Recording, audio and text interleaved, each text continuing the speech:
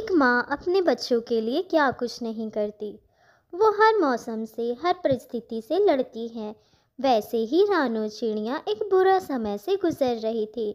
आने वाला ठंड चिड़िया को बहुत सता रहा था। कुक्कू बेटा, जैसे जैसे समय गुजर रहा है ठंड बढ़ती ही जा रही है। मुझे लगता है आने वाले समय में बिना चादर का ये ठंड नहीं जाएगी। पर मम्मा, हमारे पास तो चादर ही नहीं है। हम कहाँ से लाएंगे चादर? फिर तो हमें बहुत ठंडी लगेगी ना।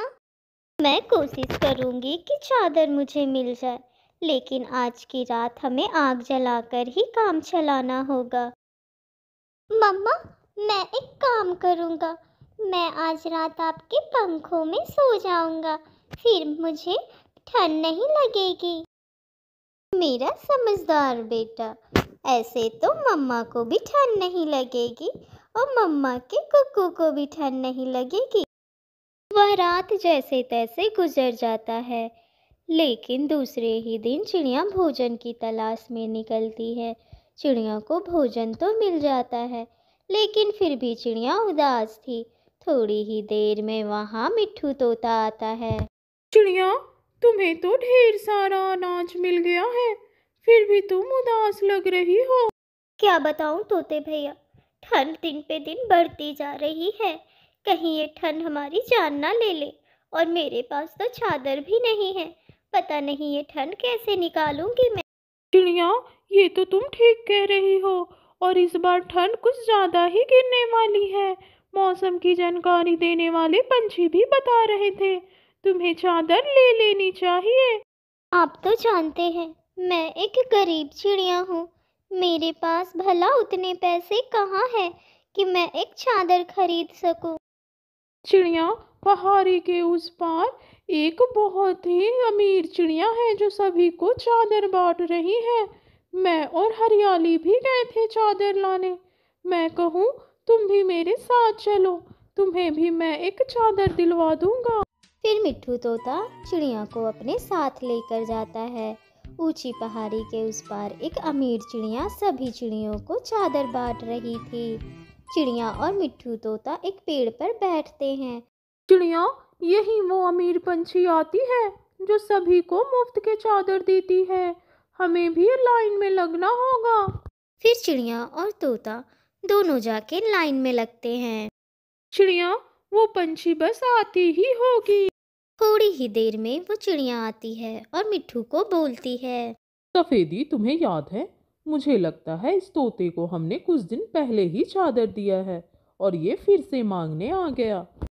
हाँ हाँ मैम, आप बिल्कुल ठीक कह रही हैं। मैं कुछ दिन पहले ही आया था और आपने मुझे 2 चादरें दी थी, लेकिन आज मैं इस गरीब चिड़िया के लिए आया हूँ। ये बहुत ही गरीब है और इसके पास ओढ़ने के लिए चादर नहीं है।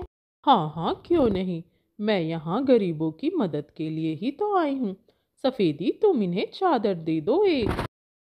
आप बहुत अच्छा काम कर रही हैं, जो हम गरीबों की मदद कर रही हैं। भगवान आपकी सारी इच्छा पूरी करेगा। अब चिड़िया खुशी खुशी चादर लेकर जाती है। वो आज बहुत खुश थी, क्योंकि जो उसे चादर जो मिल गया था। कुक्कू, देखें, आज मैं आपके लिए भोजन भी लाई हूँ और गरम चादर भी। अब हमें रात में ठंड नहीं लगेगी। उस रात ठंड बहुत अधिक था। बर्फ जमाने वाली ठंड थी, लेकिन चिड़िया और कुक्कू आराम से भोजन कर रहे थे। कुक्कू को बहुत मज़ा आ रहा था ठंड में। थोड़ी ही देर बाद माँ बेटे चादर ओढ़कर सोने लगते हैं, लेकिन ठंड इतनी अधिक थी कि गर्म चादर में भी उन्हें ठंड लग रहा था। कुक्कू बेटा, आज बहुत अधिक ठंड है। आप मेरे पंखों के अंदर आ जाओ, इससे आपको ठंड नहीं लगेगी। फिर माँ बेटे दोनों जैसे तैसे करके सो जाते हैं। वह ठंड कौवों को भी बहुत परेशान कर रहा था, क्योंकि उनके पास भी चादर नहीं थी। गौरी, हमारे पास कुछ सूखी लकड़ियां हैं, मैं उसे जला देता हूँ। फिर ठंड में थोड़ी राहत मिलेगी और आराम से सो सकेंगे। आग जलाने के बाद भी ठंड में राहत न थी।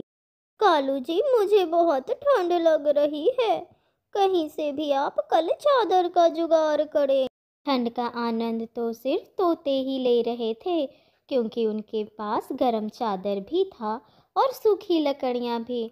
घर पे उन्होंने फूस भी लगाई थी, जिसके कारण उनके घर भी बहुत गर्म था। दूसरी ही सुबह चिड़िया सबसे पहले अपने घर में फूस लगाती है, ताकि उसका घर गर्म रहे और उसे ज़्यादा ठंड ना लगे। मम्मा, अब तो हमें ठंड बिल्कुल नहीं लगेगी।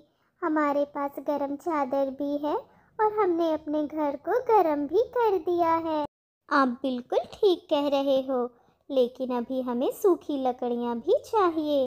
माँ बेटों की बात थोड़ी ही दूर पेड़ पे गौरी सब सुन रही थी। फिर तो हमें बहुत मज़ा आएगा मम्मा।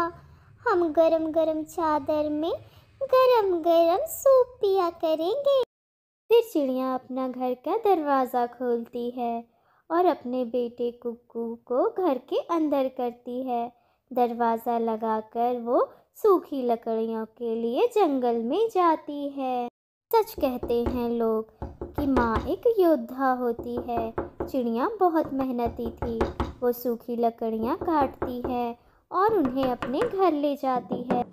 कालू जी, उस चिड़िया के पास सूखी लकड़ियाँ भी है और गरम चादर भी है।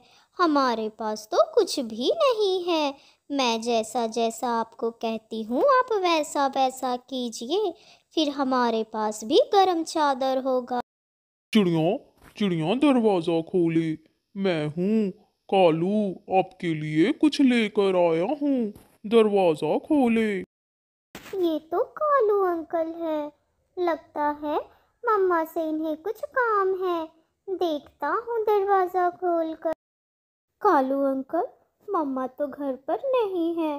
क्या बात है, मुझे बताएं, मैं मम्मा को बता दूंगा। मेरे पास कुछ सूखी लकड़ियाँ हैं। अगर आपकी मम्मा खरीदना चाहे तो उन्हें बता दीजिएगा। दूर पेड़ पे खड़ी गौरी को मौका मिल जाता है। वो खिड़कियों के माध्यम से घर के अंदर जाती है और चादर लेकर उड़ जाती है, लेकिन कुक्कू उसे देख लेता है। फिर कालू भी वहाँ से चला जाता है। मम्मा, मुझे माफ कर दे। वो गौरी आंटी हमारा चादर चुरा ले गई। अगर मैं दरवाज़ा ना खोलता तो वो चोरी नहीं कर पाती। फिर चिड़िया गौरी के घर जाती है और बोलती है, गौरी, आखिर क्या मिलता है मुझ गरीब माँ को सताने में? मेरे बच्चे का तो ख्याल करती, कितना छोटा है। हम कैसे रहेंगे इस ठंड में? चिड़िया, क्या तुमने सोचा है कि हम कैसे रहेंगे इस ठंड में? हमारे पास ना गर्म चादर है और ना ही लकड़ियाँ। घर भी टूटा फूटा है। तुम एक काम करो, पहाड़ी के उस पार एक अमीर चिड़िया है जो सभी को चादर देती है। तुम जाकर वहाँ से चादर ले आओ, लेकिन मुझ गरीब का चादर मुझे लौटा दो। फिर गौरी पहाड़ी के उस पार जाती है और उस अमीर चिड़िया से जाकर चादर ले आती है। उस रात चिड़िया और उसका बेटा कुक्कू बहुत आराम से सो रहे थे। ठंड का उन्हें ज़रा भी डर न था और कौवों के लिए भी वह रात बहुत अच्छी थी। वो भी आराम से लकड़ियाँ जलाकर घर पर चादरों के अंदर सो रहे थे।